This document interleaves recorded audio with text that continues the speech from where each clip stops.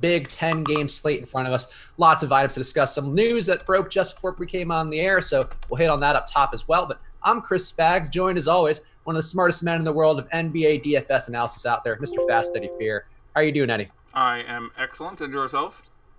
I'm good. I'm excited. We were talking a little before we came on the air. We got some news to hit on it's going to affect everything. A lot of value on the slate, which is going to bring Eddie. That's the best that you are, is whenever we have a lot of value to talk about. So that brings me joy.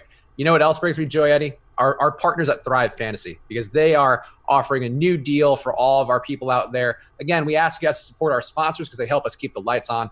Thrive Fantasy, of course, the new DFS app where players draft a lineup built of prop bets of only top-tier athletes. Pick 10 props out of the 20, and the less probable a prop is to occur, the more points it's worth, and that's where the game theory lies. So go. It's a new link. Check out the link in the YouTube chat right now, and it's a new deal, as I mentioned. Anybody who signs up, doesn't matter if you deposit or not, you're getting $5 credit right away. So that is $5 free money for you to place on some prop bets right now. So click that link in the chat right now and use the promo code AWESEMOLBL. That's AWESEMOLBL, and you'll get that $5. Eddie, let's give him a free prop bet so they can get ahead of the field with this one. How about Karl-Anthony Towns? He's got an over-under of 24.5 points. The over will get you 95. The under will get you 105. What would you do with the big cat today? Ruined me a little bit last night. I liked Vooch a lot more than him. I like paying down more than either guy, but he's been sublime since returning from his car accident's forced concussion. Apparently, after playing a few hundred games in a row, you give a guy a few games off, and he just comes out with a damn vengeance. He's been ridiculous. This is not a good matchup for him as far as either the pace or just the rebounding total being more diminutive against from a big Detroit front court. Again, not relevant for the points question you're asking. But yesterday was close to the worst matchup he tends to get, and he obviously went out and dominated again. So I will hesitantly take the over on that number with very little confidence. It isn't a spot I particularly love. Townsend, again, rest of the team back there and healthy, you would think that threatens to limit his role in the offense, but I will go with the offense again, just based purely on him looking ridiculous for the last week. Yeah, I would say that car accident's a bit like a superhero falling into ooze that gives them powers. I think that's sort of where we are with Karl-Anthony Towns now. I was with you. I was hurt by that Vucevic play as well. And we talked about that yesterday too. But I'm also going to take the slight over as well. I think with what we've seen from him, I've projected for 0.2 more than the over anyway. So I'm comfortable with that. But go ahead, click that link. It's in the YouTube chat now. Sign up. Use that promo code AWESEMOLBL on Thrive Fantasy, and you will get $5 free with any new sign up. So go. Please check that out now. All right, Eddie, we got some big news. We got Terry Rozier going to be in the lineup again, presumably for Kyrie Irving, who's ruled out. What's your interest in Rozier and the rest of the Celtics now, who are very cheap on some of the sites? I like him again as another, at present, if our ownership holds, Jeremy Lamb pivot. One of my strong takes today would be generally being under on Lamb. He's obviously looked great, and on the slate where I didn't think everyone was amazing, it would be a different story for me, and again, especially at the DraftKings price, $5,200 is just too cheap based on his recent production. But he's in one of the only couple, slow games on the slate. He's in, I think, the lowest total game. He's had, one of the 4 recent successful games. He had super ridiculous shooting. One of them, he had the patented Jeremy Lamb, I don't remember what it was, but 14 or 15 rebound game.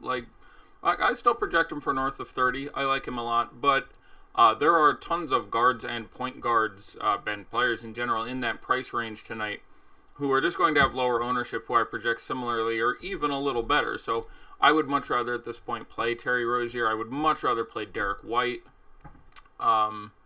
So I suppose that's where I somehow got over onto a Jeremy Lamb rant when you asked me about the Celtics.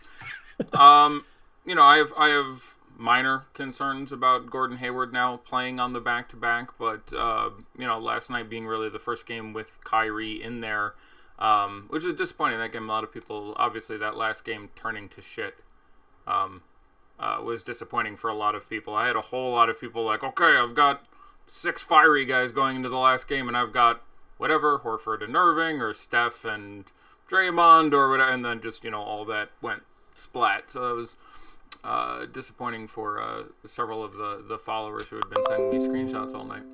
Myself included. Yeah. Stupid Draymond. Yeah, Not the a best. significant number of people were, and again, I felt generally good about it because I liked Horford, and he was interesting. He had the highest net rating on the entire slate yesterday in a very poor fantasy game, but played so well. So, but again, he had 22 minutes, whatever. So he was extremely limited, and I liked Kyrie a lot, who was sublime in his less than 30. I think he had like 45 fantasy points, but I was generally pretty low on the Warriors and talked about that a bit. So, hoping we saved somebody $1 or $2 there.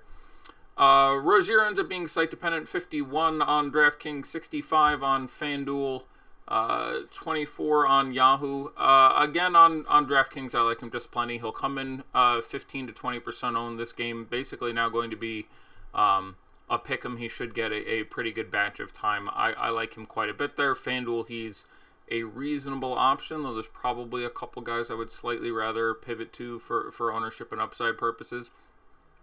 And Yahoo's a little sticky. A whole lot of guards in that $20 to $24 range. I don't know if he'd make one of the two basically point guards you're going to run out there. So ends up being a little bit site dependent. But Terry Rozier, the first name we're going to want to look at there. In this particular matchup, the guy I would want to look at as far as whom I expect to most likely capitalize based on the rotations would probably be Jaylen Brown. Best spot for him in my mind. I think we can safely expect that the ownership will flow a little more heavily towards Gordon Hayward, coming off dropping his 50 burger yesterday and being a little cheaper. But the first guy I would want to get into tournament lineups at this point would be Jaylen Brown, probably followed by Marcus Smart, probably followed by Gordon Hayward, probably followed by Marcus Morris. Is the order I would prioritize trying to get them into my lineups. No Al Horford? I like Al Horford just plenty, but he'd be last on that list just because of his position and or price.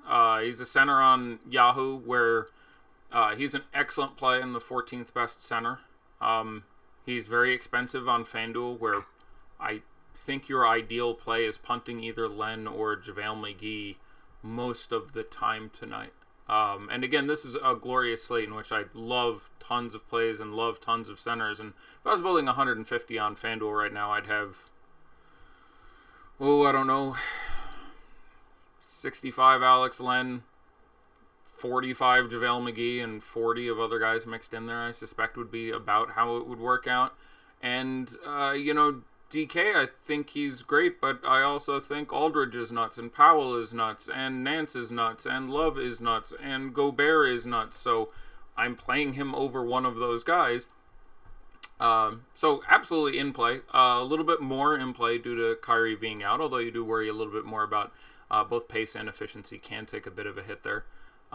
So by all means, play some Al Horford, but I would be much more inclined towards the cheap guys and the wings. All right, so if you were going to run it back with anybody on the Kings side, then who would you go with? A guy who jumps out to me is Bogdan Bogdanovic. I think matchup-wise, he fits the style of player who's had success versus the Celtics this year. I also think Buddy Hield is going to get a lot more attention. But what Kings would you feel the most comfortable to run it back with if you are playing multiple Celtics? Yeah, I'm not... again, everything today needs to be put in the lens of this being a ridiculous slate with just tons of guys, and it does end up being site dependent because the different positions are mispriced in different ways on which sites. But just being we're playing against the Celtics, who are still a very good defensive team, puts a lot of these guys for me after playing anybody on the Spurs in a similar position. So you talk about a lot of these guys. I'm going to take Derek White first, or I'm going to take Rudy Gay first, or I like Bogdan just fine. I have trouble getting to him in the world. I mean, I would have him after Lamb, Rozier, White, and I feel like I'm missing a couple other guys. That entire, guard 48 to 55 range on DraftKings is pretty sublime. So no issue with you playing Bogdan. No issue with you really playing, I suppose, any of the five guys on this team we can expect to get a lot of minutes. It is worth pointing out that Giles was on his way to a statement game when he was ejected the last time out. The prices obviously come up somewhat, but in a situation where you can certainly see some foul stacking on Willie, I have some interest in Giles as a punt who I do think carries with him a big upside, and I do think the minutes will flow a little more towards him as the year goes on. He seems healthy. They want to see more what they have out of him. I don't think Willie's with this team next year, so I have some interest there. But Heald obviously is still cheaper than he should be. Is repeatedly throwing up a 50 for you, and just shooting brilliantly. But again, not the spot I particularly want to take advantage there with guys I like nearly as much who cost $1,000 less. So not really high on the Kings, in all honesty. I'm perfectly fine getting. I suppose I would rank them. We'll use DK prices as a reference for my lineup. Probably last would be Harrison Barnes. I also didn't mention Tatum. I would have Tatum come in probably fourth over Marcus Morris after Gordon Hayward in that list of GPP guys that we were talking about. He just sort of slipped my mind. Again, he's at least 3 eligible, but those power forward and center spots are sublimely valuable. Again, that's going to be site dependent quite a bit today. But yeah, I think I would end up with Heald, Bogdan, Fox, Giles, Willie, Barnes as my rough order of priority for the Kings. Okay. All right. That seems fair. Yeah, for me, Bogdan and Barnes are the guys I'm getting the most, but I think you're right. I wouldn't want to go crazy on that side anyway, because the Celtics defense is the Celtics defense, so we know what they are. And I mean, Barnes is going to play 40 minutes. I don't mind Barnes. I don't mind Barnes on FanDuel, where FanDuel is pretty ugly, though. In fairness, at this point, again, I tinker with lineups all day, and the FanDuel GPP lineup, I don't think he got out of there, even with the Rozier Kyrie news. No, there he is, starting right there. Lance Stevenson sitting in at small forward for me. I think Lance plays today. They had shoot around. He participated fully. He stayed after and took a ton of shots. And the general vibe I got was that he was game ready. I'm not staking on that, but again, I'm really, really confident with my lineup on FanDuel. Most of my lineups today, because so many guys project well that I'm, for a very rare chance, not really upset if he zeros me. Like, I'm pretty sure he's going to be the drop. I'll play him because it's Lance. There's a chance Brandon Ingram doesn't play. He plays 24 minutes, gets 32 fantasy points, and actually contributes for me. But small forward's where I want to drop it anyway. And I do think that could go that way. So just for shits and giggles, I thought I should point that out. Not, a guy I am strongly advocating in DraftKings or Yahoo, where you must score him, would obviously be an entirely different equation. Lance or Josh Hart, who'd you go with? Well, I would play Josh Hart. FanDuel, they're different positions. I think Josh plays the 2. And okay. Yahoo and DraftKings, they're priced reasonably proportionally. And Josh Hart should play, still carries, 30 whatever minute upside if Brandon Ingram is out. So I would go with Josh Hart because you have to score him at this point. And I can't reconcile, you're dead with a 0 there. So I can't take a 40% chance of just completely shitting my lineup on playing Lance over Josh Hart, who, if they played the same minutes, I would have Lance higher, but that's not saying nothing. Yeah, okay. That seems fair to me. Let's talk about another news item we got while we were talking about Celtics. The news coming through that Rudy Gay is picking up the start with the absence of Jacob Poeltl. How does that affect anything, or does it affect anything for you with the Spurs? And you might as well just give me your Spurs thoughts as well, because that is a game with the highest team total on today's slate. Yeah, I love the Spurs. Aldridge, DeRozan, Gay, White especially. Again, changes around a little bit site to site, but this is a team that still needs to win games. It's certainly not locked in the playoffs nor locked in their seed, even if they make the playoffs. Yeah, I'm gonna be fine with just about any Spur you expect to get reasonable minutes. The removal of Poeltl solidifies everyone else a little bit more there. Aldridge moves to the center at this point. At his prices, I do prefer him over DeRozan. Even with him moving to center, I actually have DeRozan projected for one more fantasy point. But at the discount, Aldridge is going to be my more favorite play on both FanDuel and DraftKings. Yahoo, tough again. Center, where, there are 91 good center plays. You get to pick 2 of them. I like Aldridge a lot, but he doesn't quite make it there. But Gay, being the under-owned piece of this, had shifted into a very Jeremy Lamb, Karis LeVert coming off the bench, getting a ton more usage sort of role there. But I like him just plenty here. I don't think you want 4 Spurs in your lineup, but you want 1. and you very possibly want two. So I do think it is a team that we should prioritize. Yeah, I'm with you on there. How about the cheap pieces there? How about the Bertans and Bellinelli group of guys who should get some more looks here? And, they're kind of hit or miss. I've compared them to a moving target, I think, where you definitely have the big day spike, but it seems like it's hard to pinpoint it. Any of those guys jumping out to you as being interesting? Yeah, I saw someone ask Bertans or Lance on FanDuel. I would stick with Lance. I don't hate Bertans. This is obviously, he is a guy who, in the right matchup, given enough time, can get 28 minutes and 36 fantasy points, and certainly against the Hawks is a fine spot. So I think I'll probably stick with Lance in this hypothetical, but I have no issue with you playing Davis, presuming he is priced about the same way. Make sure you play the right D. Bertans. His brother is playing for the Pelicans today. That's right. He's at shooting guard on DK, so that's one way to hopefully avoid that issue. Bertans is, or his brother is? His brother is. Yeah, I was going to say his brother is a guard type. Let's see. But yeah, the other guard is I think I don't have an issue if you want to run Marco Bellinelli in your life. I don't think we get enough time necessarily out of. I'd probably run Forbes before I ran Mills. They're all acceptable tournament plays, but again, it's a pretty brilliant slate. So those guys against the Hawks, I'm fine with. I'm very ambivalent. I would rather go with the known quantities, and you just have Derek White, who's $1,500 too cheap. So I'll go with the starting point guard who's going to play 36 minutes in the best matchup ever. What about the Atlanta side? We have Alex Len, again, seeming like he should be a popular play. John Collins going to have some today. I think the report was at 25 minutes, where he's going to be expected to be capped at. Yep. And Trae Young as well had a hot run, though the Heat figured out how to at least limit him, trapping him, double teaming him, making him have to dish off the ball pretty much the second he touched it. Which Hawks would you want to go with? Yeah, the removal of Pirtle is a minor boost for Trae Young. Obviously, the price on FanDuel just cheaper than it should be against a Spurs team that has been, as there have been a number of teams this year from, teams always ebb and flow when it comes to defense based just on the matchups, where they'll go through a streak of incredibly good matchups and suddenly look like the best defense in the league and vice versa. But this year, the Nuggets, the Thunder, and the Spurs have literally gone through a month of being top 2 in the league defenses, and then gone through a month of being like bottom 6 in the league defenses. So the Spurs coming off a woeful defensive period. So Trae Young, especially FanDuel, fine. DK, I like him, but it's really tough in the world of DeRozan and Luka, who I like a little more, and a number of other guys in that range where it's harder for me to pay up for Trae Young on DK, but he is one of my favorite point guards, probably my favorite point guard on FanDuel. I like Taurean Prince a fair bit now. He is 4,500 on DK. He's the answer to what shitty small forwards do I play on FanDuel.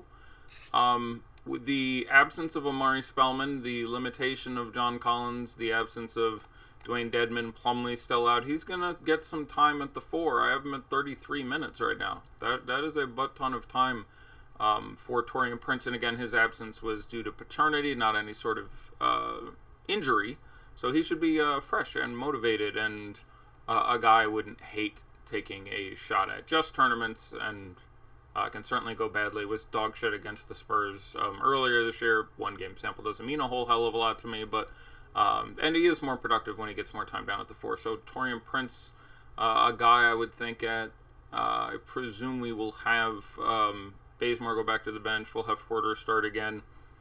And I actually have the same center sitting in these lineups that I had on Monday, which worked really well. I was a little more shy on Alex Len than everyone else, and said on DK I would rather start Dwight Powell and Rudy Gobert. And in the same matchup for Gobert and an also amazing matchup for Dwight Powell, I still have on DraftKings Dwight Powell and Rudy Gobert sitting in the center spots. And Alex Len on FanDuel at the moment. I like him just fine. Especially with the limitation to Collins, who isn't going to be able to play any real backup center here. Like, they want him to play 33 minutes tonight. Like, he could be an absolute monster. So, matchup not ideal for him. Dealing with Aldridge as opposed to Pirtle, probably a little bit of a downgrade for him as well. I worry about foul trouble. But, yeah, really, really nice. So, on DK, the spot is hard for me to pay just because I have, every forward and center projected to score 40 or more fantasy points. Same thing as Monday. I said I think you get 40 out of Powell and 50 out of Gobert. I have them both within a point of those numbers again tonight. So slightly heading that way now, but there's 7 other very good center plays you could go as well. So on FanDuel, where also if he does turn into shit, which is a real possibility with Alex Len, you just drop it. I'm a big fan there. The real question ends up being Alex Len versus JaVale McGee. The Lakers don't have anyone else to play center. Like, LeBron can play center. They can dust off Mo Wagner. They can do some stuff. Muscala can get out there and give him some time, but I right now hesitantly have JaVale McGee for 26 minutes. He's really cheap. So DK, I probably save the money and play JaVale if I am going to one of those micro punts, and I certainly have no issue if you find him in one of your center spots. Like, maybe it doesn't work out brilliantly.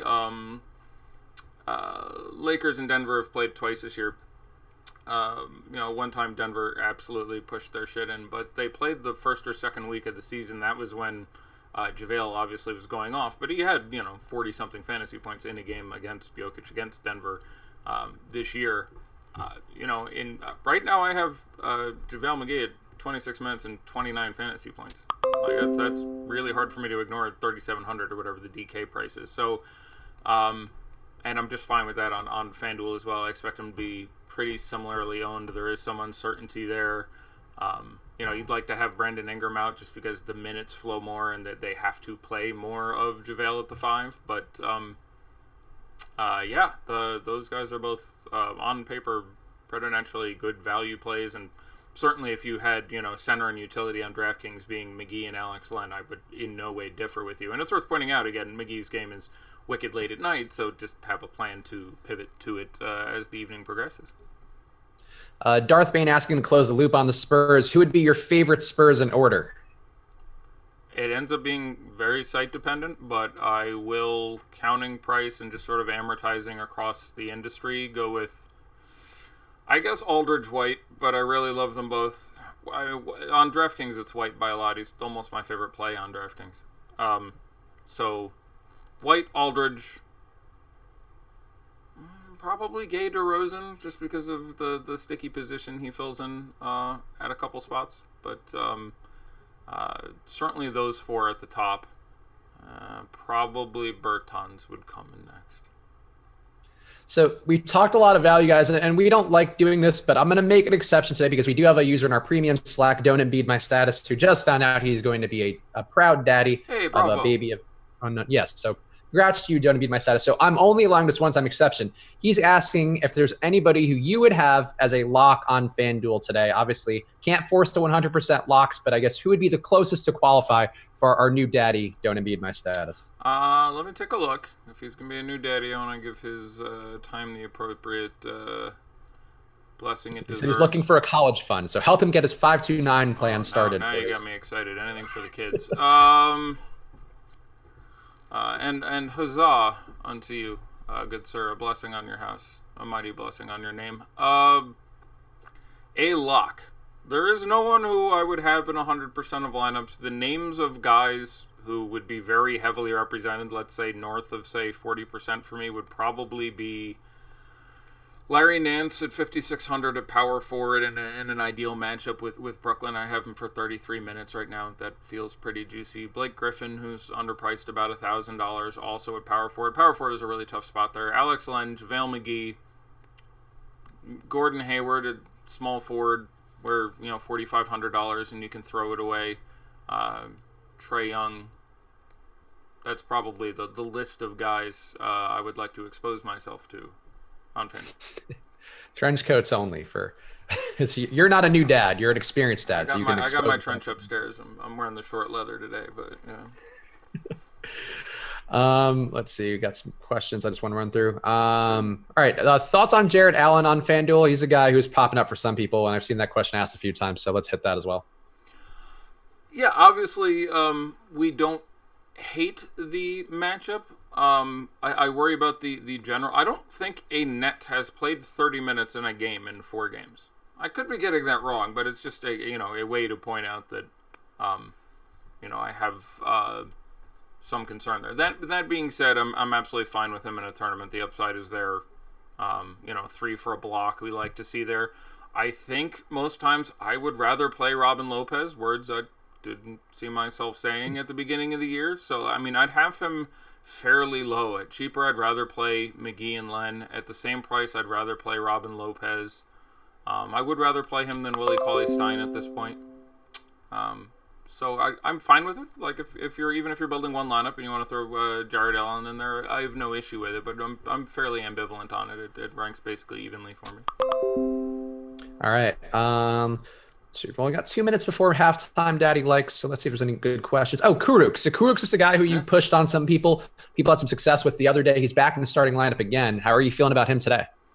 No, that worked extremely well on Monday. Look, that was more of a ceiling game than you're frequently going to get out of him. I think he shot 7 for 12, I want to say offhand. So slightly above average shooting day. Picked up a little more in peripherals. I like him just fine. He ends up being a site-dependent, sort of value play in that am I playing him or Dirk or various other guys. He's still very cheap.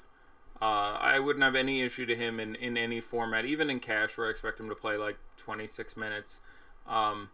But most sites, it's just tough for me because the position makes it difficult. Like if he was a small forward on FanDuel, I think he'd be in like 50% if I had 150 lineups. He's a power forward, so I suspect he'd be in 0. So it ends up being sort of site to site. DK, he's just fine. But the last game was a bit of an overperformance. So I think that should be kept in mind. I don't hate LeVert here. I don't hate, D'Angelo Russell while we're talking about this team. LeVert has a real chance and direct pivot in a similar situation to a much more popular Jeremy Lamb, obviously. I do think this is a spot where you could get a very nice ceiling game out of him. But just looking at, power forward in that high quantity, you have Julius Randle, who's been sublime. It's a tough matchup, but he just gave you your 50 burger in this matchup a couple days ago, and has done so like 4 of his last 5 games. You have Lauri Markkanen in a great spot against Philly. You have Blake Griffin, who's very underpriced on FanDuel. You're talking about at 8,500. Kevin Love, LaMarcus Aldridge, Tobias Harris, who's been crushing it. Anthony Davis, who, look, he was in both best possible lineups on Monday. The best possible lineup you could build on FanDuel or DraftKings had Anthony Davis in it in his 22 minutes against Utah. And he's going home now where the scorer likes him just so much. And then, FanDuel, you still have Tatum, who's a little more interesting at power forward. Dwight Powell, who I really, really like. Again, I think he gets 40 fantasy points, so 6,800 on FanDuel. No problem there. Larry Nance, we discussed previously. So it's a really tough position for me to punt, because there's 7 guys who cost between 6 and 9K that I expect to savage. So it ends up being site dependent, and then DK are stuck with it, and I worry about the minutes, and Yahoo, you can just do better. So my answer on Kuruk would be FanDuel, probably never. Yahoo, very unlikely. I don't know if I think he's power forward there, but I can see him as your forward punt spot. Power forward, again, a spot I think you pay up for there more often than not, but I imagine he's $10 on Yahoo. I could see it. So rarely on DK would be my answer. I'm fine with it, but just positionally and how juicy the slate is, I think he would end up being pretty rare for me to get in there, actually. All right, we got halftime here on our hour, so let's go to some daddy likes, see how we're doing with ownership projections. Of course, if you are not a member of Osmo.com, use the promo code live before lock, get 50% off your first month, get all the ownership projections, as well as rankings from Osmo, rankings from Fast City Fear, projections from Josh Egelman. You just plug right into Fantasy Cruncher. So use that promo code live before lock right now to get half off your first month. Eddie, at number 1 on the list right now, we have JaVale McGee, 28% on DraftKings. How does Daddy feel about that? It's great. Obviously there are ways it can go sideways, but that's just too cheap for. There is a really big upside there. I like it, even if I imagine I'm not sure I'd have that much of it, but I still like it. All right, number 2 on the list we have Rajon Rondo coming in at 26%. How does Daddy feel about that? Yeah, I pretty strongly dislike that. There's just a lot of guards who cost $500 or $600 less to $1,000 less, who I project fairly similarly. Now, obviously coming off massive games, hit his triple-double. If you have Ingram out again, that's going to change a lot for me. But a lot of the guys I like played before that, the price is up to $6,000. I would dislike that. I would certainly have some. Obviously, it does not need to be pointed out that there is a very real ceiling there. That being said, I would want less than that amount of ownership on him, unless I missed some very relevant Lakers news. Yeah, I mean, we could just talk about this real fast. I think this is the day the Lakers just pack it in. So I have some concerns about McGee for that reason. I think he doesn't need enough minutes to get there. But I have real concern about Rondo. I just think they're done. They looked done in that Clippers game where they were giving up. Rondo was the only guy trying. He was grabbing every rebound, doing everything. They're not going to make the playoffs. Like, Yeah. they have whatever 18 games left and need to go 17-1 or something. And they're struggling to beat the Suns. And, I mean, like, they are not going to make the playoffs. They should lose. They should, LeBron's on a multi-year deal. He doesn't have an option or anything. He's there for a couple more years. They should be like, okay, you can use a rest. I mean, they should really go with, all right, let's get all the Josh Hart and Mo Wagner. Like, they should try to win one and lose 17 of their final 18 games or what have you, as opposed to the other way around, and increase their draft options, which gives them another asset to possibly turn into Anthony Davis. Like, so I don't know if they do that. I seriously doubt they do for at least a couple more games. I don't think it happens yet. I think, I remember when, Kobe's Lakers or whatever in the postseason were down 3-0 to the Jazz or the Warriors or somebody, and Kobe's like, I think I can still win this series. I'm going to play my ass off. I imagine that's roughly what you get out of LeBron for at least a couple more games. But as they get closer to being actually eliminated, I definitely think they're going to start to, be a little careful with the minutes. I don't think it's here yet. They're not one of the teams on a back-to-back today. So I don't think we're there yet, but I think they should be, and we should be looking forward to it. Okay, no, I'm all good. Sorry. Yeah, I would say just from my eye test and just being a keen watcher of LeBron and when he's disengaged, that was the most. I mean, he's been disengaged for stretches this year, but I was surprised to see him being as passive as he was in that Clippers game, and I think they're just done. But yeah, for me, that's enough reason. Yeah, I mean, I'm a huge fan of LeBron James. People critique parts of his personality and his game or whatever, but the disrespect for going onto this team where really the front office was the team that bungled it. I'm not saying he deserves plaudits or approbation for his play this year, but the people who are just like, oh, you were always shit, and comparing you to Jordan was an offense. So it's like, all right, slow your roll, people. Like, you don't have to put your head all the way up his ass, but there's no reason to be, that disrespectful. It's obviously been an abortion of a year. Sorry the guy only made the playoffs 14 years in a row and the finals only 8 years in a row or whatever. Really? We're just destroying his all-time ranking because of this year with the club of misfits? Like, just take it easy, everybody. Bad luck to miss the playoffs in your first year in the West, though. I think that's not a legacy damager, but not a ruiner, but a damager. I would say just a little bit. I mean, it's in context. If he makes the next 4 years and eventually gets a title with his third team with the Lakers, then I think it's completely and totally irrelevant what happened in year 16 of his 19-year career or whatever it works out being. But yes, obviously, it's not a great look. But just watching people go with the whims of the moment is always kind of amusing for me. Yep, that's fair. Number 3 on the list to see what Daddy likes here at halftime of the hour, Jeremy Lamb, 24%. How does Daddy feel about that? Yeah, I'd have less. Obviously, there's a lot of guard options I like a ton. I am less confident in his scoring than, again, White, or I'd slightly prefer Rozier at this point. There's just a lot of play. I'd slightly prefer Tomas Satoransky. I'm just limiting myself to guys priced within $200 of him. So, yeah. Dislike. Number 4 on the list, Ben Simmons coming in at 23% expected ownership on DK. How does Daddy feel about that? I like it a lot. Yeah, it's really tough on a night where, again, I love, Gobert and Aldridge and DeRozan. So it is really tough to say anything negative about Ben Simmons. So I suppose technically I have to dislike it because I do think I would have less than that number. But I really, really like him. For the 76ers, I think this is the Jimmy Butler night.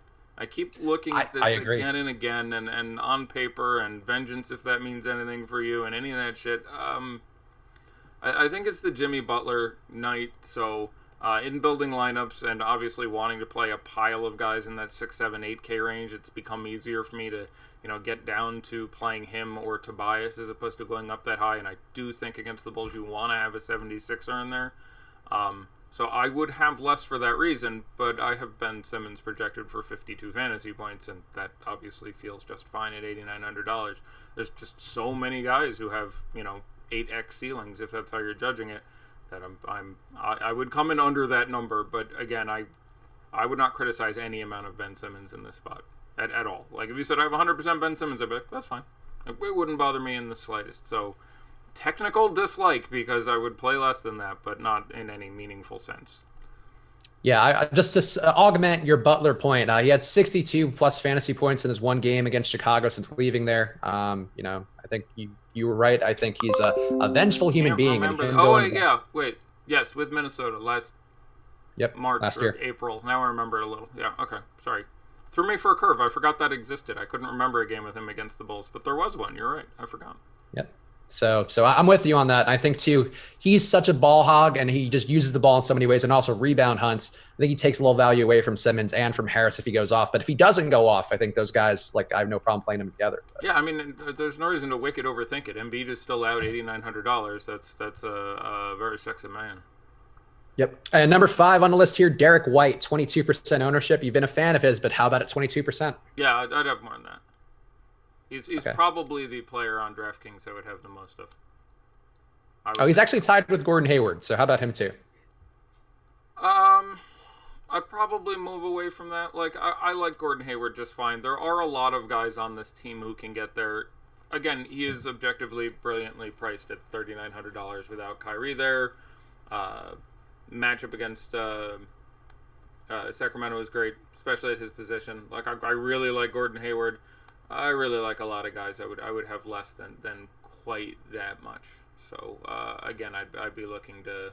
I'd have nearly that much Jaylen Brown, but I'd have less than that in Gordon Hayward. Again, no issue with you playing any amount of Gordon Hayward. Slightly prefer him on FanDuel where he's 4,500, but you can throw it away.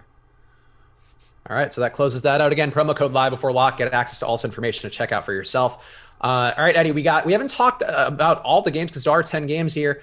But one game which popped up a lot for me, which K-Shep Killicam is asking about in the premium Slack. How do you guys feel about Booker? How do you feel about Booker and the Suns in general going against the Knicks? They won 3 out of their last 4, rounding into form for the most part. How about Booker and the rest of the guys?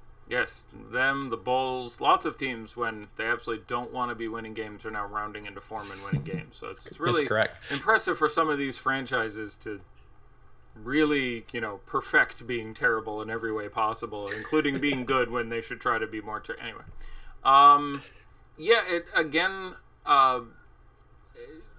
difficult on this particular slate to get to a lot of these guys, but I like Booker a ton. There's absolutely no reason not to think this can't be the spot where you get 60 real points out of Booker. This, Knicks is obviously brilliant. So I like Booker. I like McCall Bridges as a punt. If you're in that mid-price range on FanDuel looking for a point guard, I was helping someone with a lineup a little while ago, and I went with Tyler Johnson over Colin Sexton in a tournament. Because the options are it's that or Ish Smith or like the mid-price point guard options on FanDuel are very dicey. It's so much different than DraftKings where there's 11 guys I want to play who cost 48 to 58 at the guard positions, and FanDuel there's very few. But yeah, Kelly Oubre, especially on DraftKings, obviously price reasonable. If I was playing 150 lineups, I'd have 3 shares of Ayton in there. No super strong take there. Generally, I'm happier playing DeRozan. I'm happier playing Doncic. I'm happier playing D'Angelo Russell. I'm probably happier playing Zach LaVine. But all that said, Booker is objectively still just a very good play with a real upside. So, sorry to be so equivocating, but it's just it's one of the weird things about DFS is you have times where the integral difference between players is massive, and you have times like tonight where on a scale of 1 to 10, if I'm rating those high-priced shooting guards, I have, and this is sort of in a vaguer sense, just taking into account salary, insight, and everything, but, I would have Doncic at a 9.6 and DeRozan at a 9.5, and I would have, Devin Booker at a 9 flat, which is still a really nice rating. I like him a lot in tournaments. I think he's absolutely great. Get him in there. He just happens to rank like 4th amongst those high-priced shooting guards for me tonight, so it's just sort of a weird externality there, but certainly, and in that way, if you're MMEing, I do think I would have my exposure reflect that, where I'm not going to have, 60% Doncic or DeRozan. You would have, 20 and 18, and then Booker you have at 12, and so you're just covering a whole lot of options there because they all project extremely well. Actually, here's one question for you, which you may not know offhand, but so I'm curious. When's the last time you think Devin Booker scored 50 fantasy points or more? It's been a bit. It has. He got 50 last time he played the Knicks, I'll tell you that. I'm not going to take the time to go back game by game, and not in the last 5 games. It's been a bit. February 2nd, he had 60 fantasy points versus the Hawks. Yep, there you go. But again, so about a month. He can get what's blocked to a certain extent. So, Nick's a pretty strong matchup too. But it's been a while. Like he is, and his prices come down for that reason. He was getting up towards 9K. Now he's sub 8 and around 8. So, yeah. But I think he's playing more within himself, which is great, but not great for a daily fantasy perspective. So I think that's, if you are going to disqualify Booker or move him down the list, I think that's one reason to do so. So I would support you on that. Thoughts on Brad Beal? Is he worth the 10K price? And also getting another question about all the shooting guards on FanDuel, 8.4K and above. So I guess you might as well, since we're talking Booker, give me your thoughts on the shooting guard position for the rich man, the higher price guys above 8,400. Yeah, I mean, Brad Beal is great. I think he's basically out of play, and I think he's outstanding, and that feels really weird to say. But again, we'll use Brad. We'll use, I have him projected almost identically to Luka Doncic, who is $1,200 less. I have them both. I like well more than Donovan Mitchell at 9,100 or D'Angelo Russell at 9,100. But those guys are in play. Drew Holiday is consistently getting his time. I have projected north of 40. I still have him behind Doncic and DeRozan. Booker at 86. I mentioned I like Jimmy Butler. He's not out of play for me there. Zach LaVine's in a great spot. I don't want to spend 8K on Buddy Hield, but I guess among those expensive guys, my rough order preference would be Doncic, who I think has sort of a bounce back game here, if you will. Probably Doncic, DeRozan, and again, that's going to depend whether or not you have Aldridge or how many other Spurs you have, but probably basically Doncic, DeRozan, Booker, Beal would come in 4th, Holiday 5th, Russell 6th, Mitchell 7th. No, actually I would have Butler probably like 4th or 5th in there, but he'd be down the list a bit. Can he put the issue is basically this: you need to have ridiculous game out of Beal and not one or two of the guys who cost $1,000 or $2,000 less than him. So you need Beal to get you, let's say, 60, which is completely possible against this Dallas team. Although it's worth pointing out, this Dallas team has just gotten crushed twice in a row. They lost to the Nets by 39, and the game before that lost to the Grizzlies by 30. Like, they are getting demolished. And, the fact that you have Washington a significant favorite over anyone should tell you something. This game starts to go sideways, you don't get 42 minutes out of Bradley Beal. So, I just mentioned it because they've been bad. I mean, that's why I'm nervous with Doncic, is that they've been terrible. Which, by the way, they're trying to lose. Mark Cuban, not an idiot, frequently is like, yeah, we're tanking, and then they find him. He's like, what do you want from a guy? But it's like you need Beal to get you 60 plus, which is hardly a lock, and then not get 50 or 55 out of Doncic, Russell, DeRozan, Donovan Mitchell, Drew Holiday, Devin Booker, Jimmy Butler, Buddy Hield, Zach LaVine, who are costing you between $1,000 and $2,500 less. So I think Beal's great, and I imagine I would have basically zero. All right. Here, give me your notes. I guess, is there anything we haven't touched on? Because there are so many games. We've hit on a lot of items, some questions, but before we get too deep in there, any notes on the games that you want to touch on? There's like 1,000 notes I want to touch on, but just your best ones. Anything? Yeah, I was gonna say, because once I start, I was starting to read through. I'm like, all right, let me talk about. Let's start with Washington, Dallas. I'm like, we're gonna be here for a day and a half, so let me summarize and see if there's anything in particular that I really would feel remiss not getting into extensively. No, that's fine. That's fine. It's one of those rare times I wish I watched the earlier shows, because I presume much of what I'm about to say has been covered. again, just really like Dwight Powell's spot. Feel it deserves a second mention. Still don't mind Satoransky, especially in a tournament sense at that DK price. We're fine there. We're fine there. Specific shout out for Kevin Love. I think I gave him one already, but I have him at 30 minutes and 45 fantasy points, especially at 7,500 on DK. That makes a lot of sense for me. I don't think I'll go back to the well with Redick, just because, again, I expect him to be owned a little bit more than I think he should be. Matchup's just fine. But a la Gordon Hayward, it just not always going to get it back-to-back twice in a row. I love Rudy Gobert. I already mentioned that. But, at 8K for him, specifically against the Pelicans, he's been a monster, by the way. If you look at his last half dozen games against the Pelicans, I think he's got one under 48.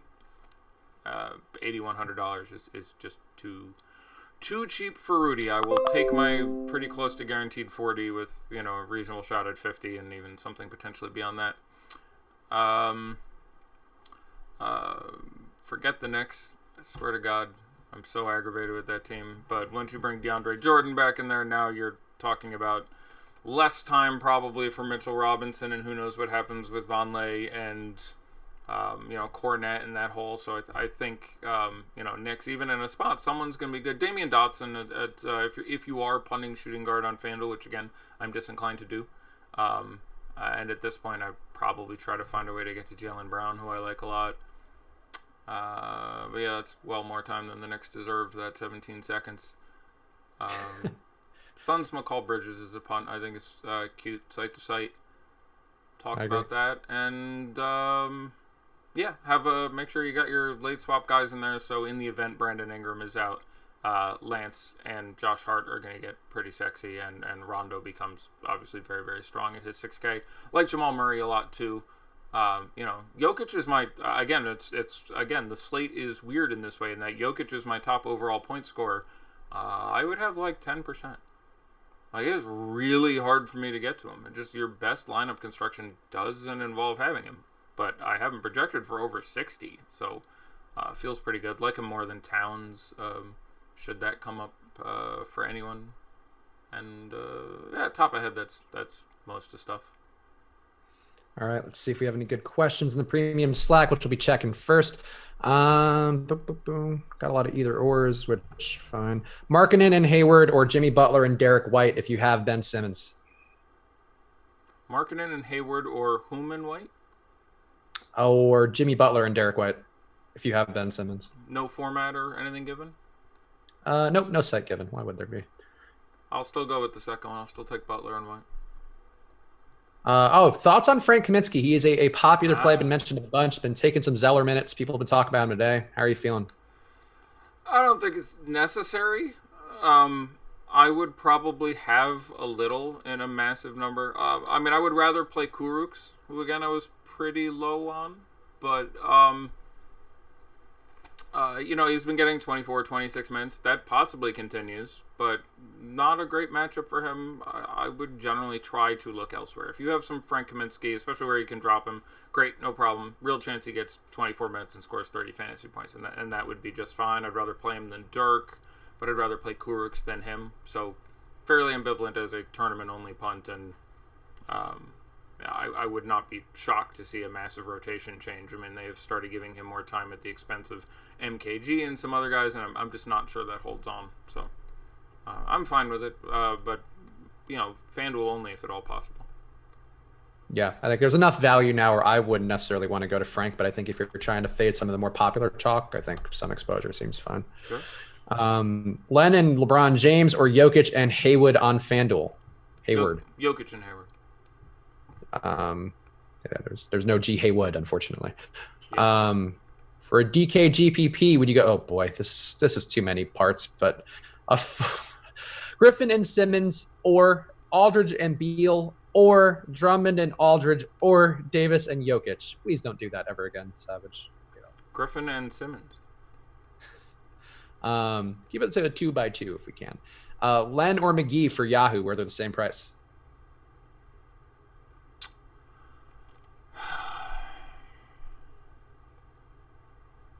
I will probably go with McGee there.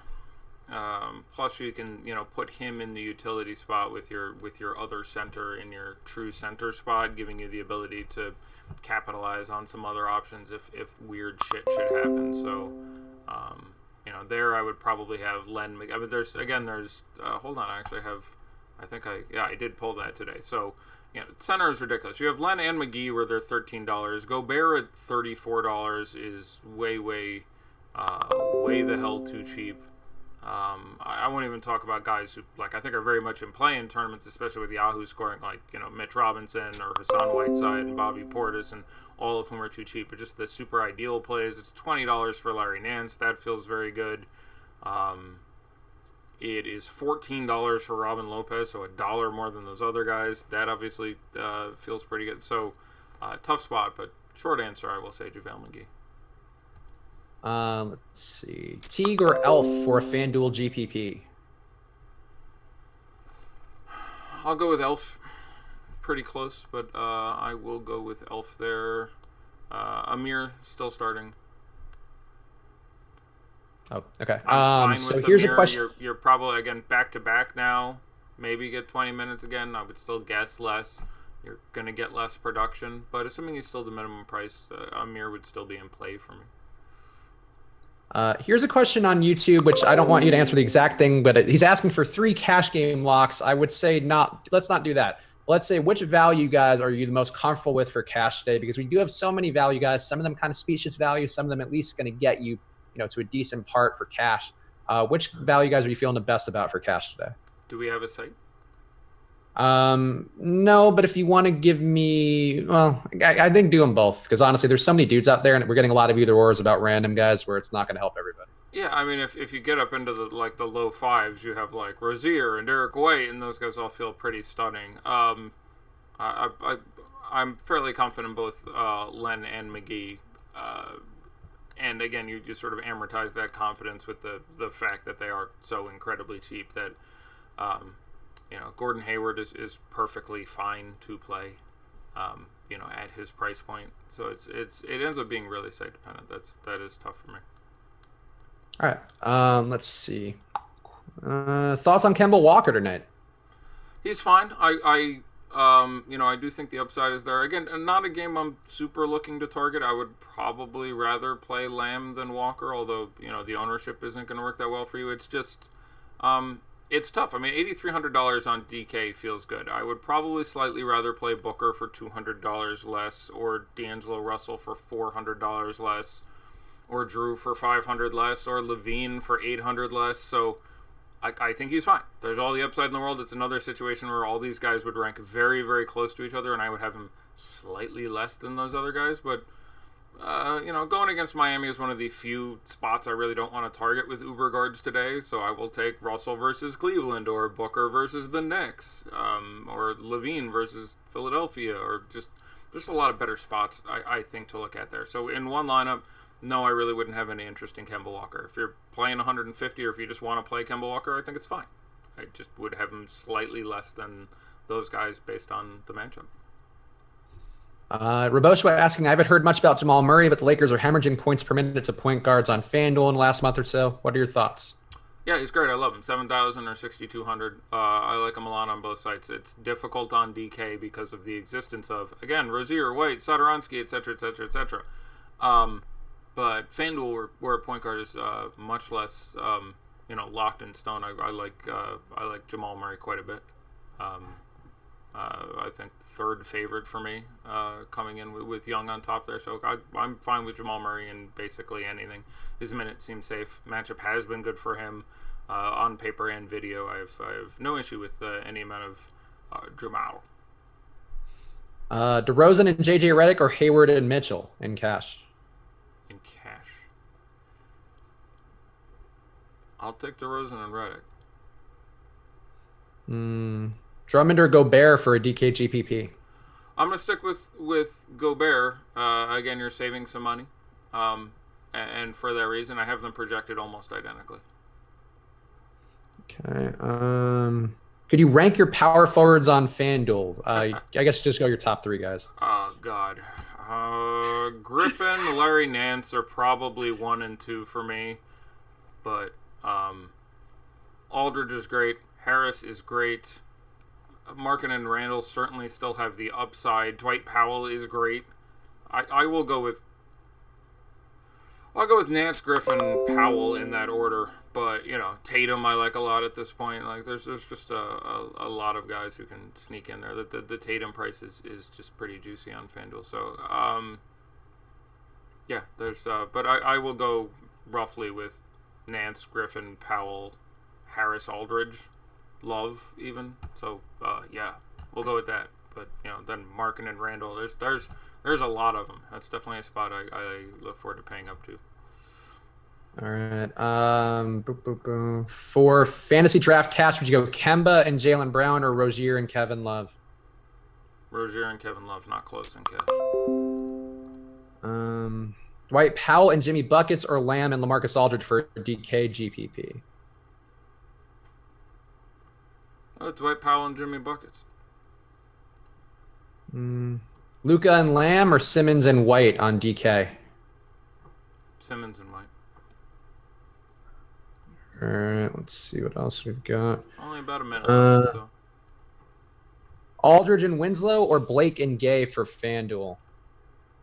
Blake and Gay. Lamb or Rozier, who has the lowest floor? Lamb. And they both have a floor.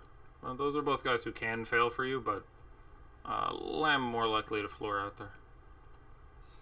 Getting some questions about your Celtics again. I guess just give the people one more time which Celtics you're feeling the best about in order. Jaylen Brown, Marcus Smart, Gordon Hayward, Jason Tatum, Marcus Morris, Al Horford in that order. Rozier, I somehow didn't get mentioned that time through. So other than Rozier, who just ends up being very different site to site. What's with the Nance love today? He's going to start at center and play 33 minutes against Brooklyn. I got nothing else for you. There's no Antez, it's just no Tristan Thompson. All right, nothing else good. He costs 5 something in one of the best matchups you can have. All right, I think we got all the relevant ones. Let me just make sure. We're locked, so. Yeah, DeRozan and JJ Redick, or no, we got this one. Never mind. Yeah, we got all of them. All right, good enough.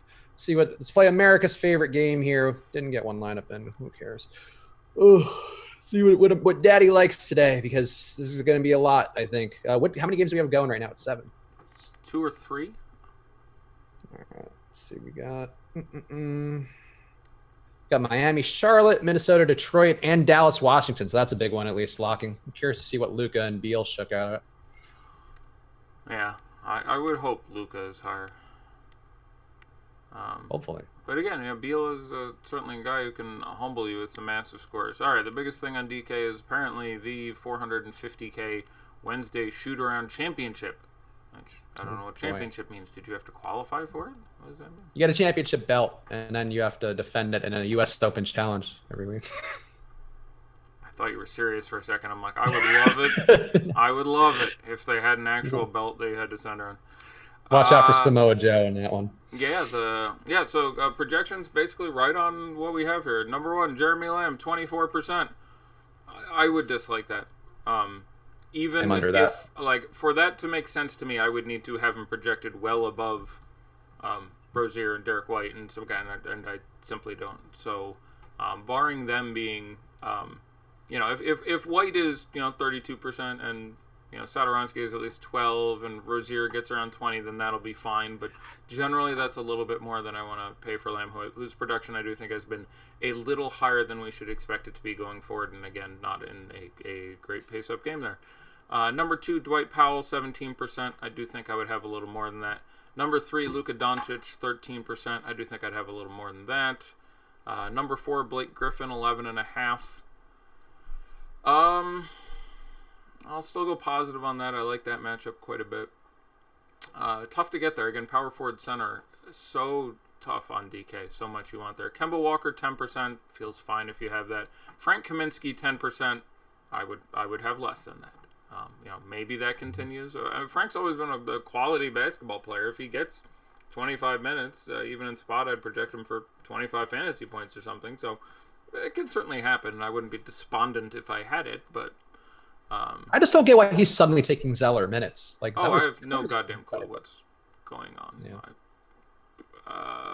No, neither of the matchups lead me to understand. I really don't know why he'd be in there over Zeller, who's much more functional on a couple levels, over even MKG, who does things for that team. So I do not. I will look that up, because that's the sort of, if he plays again 20-something minutes again today, I will put in the time to figure out what Borrego is doing.